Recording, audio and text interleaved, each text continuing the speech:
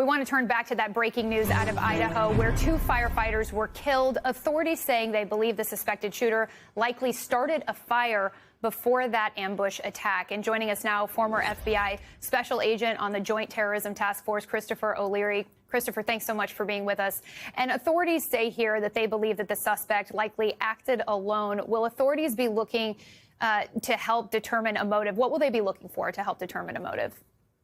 Yeah, so this is a local law enforcement issue, but the FBI and federal resources will certainly be supporting them in any way that they can.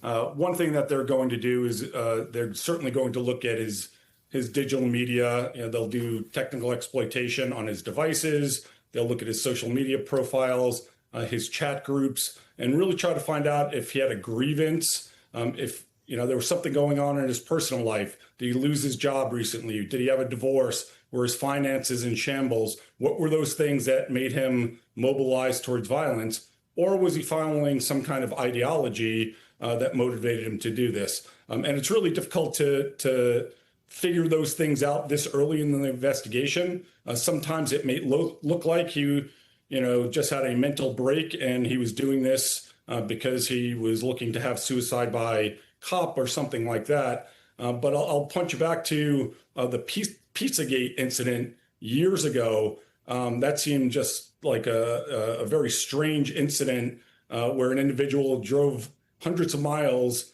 to save children in the back of a pizza restaurant in Washington, D.C.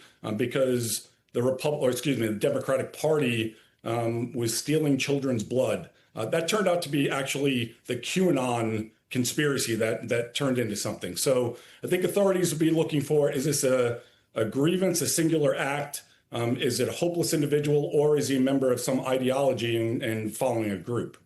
And authorities say that they used cell phone data to locate the suspect's body and that they actually had to move the body because of that wildfire that they were trying to put out. It was rapidly spreading. So does that complicate the investigation and the hunt to find evidence here?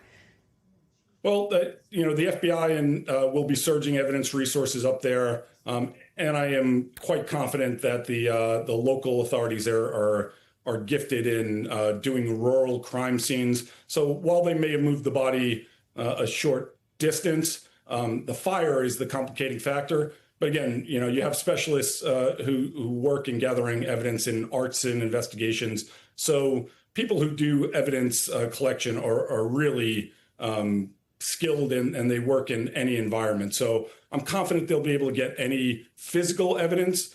But again, I think the most important thing is the evidence they'll get from his social media searches and his connections. And then they'll also be doing interviews of his direct associates, his family members, his friends, and really find out what was going on in life. Certainly an abundance of law enforcement there on the ground, as you mentioned. And also there, we've talked about this, the FBI is there. So what does that say to us about this possibly being treated as an act of terrorism? So the FBI is always going to look at it that way. The field office that governs this area is actually in Salt Lake City, Utah. The special agent in charge there is somebody I worked with closely for years on the New York Joint Terrorism Task Force. So I can tell you from a leadership standpoint, they're definitely going to look at it. Does it have some kind of international or domestic ideology? Certainly because of the tactics that were used, it makes you want to consider that. But again, there many things can be happening here. It could just be some individual who feels hopeless. Could be some individual who had a mental break, or it could be somebody who is following some offshoot ideology. And the FBI is going to help look into that for sure. And of course, our thoughts and prayers are with that small community and with the firefighters there. Christopher O'Leary, we appreciate you. Thank you so much.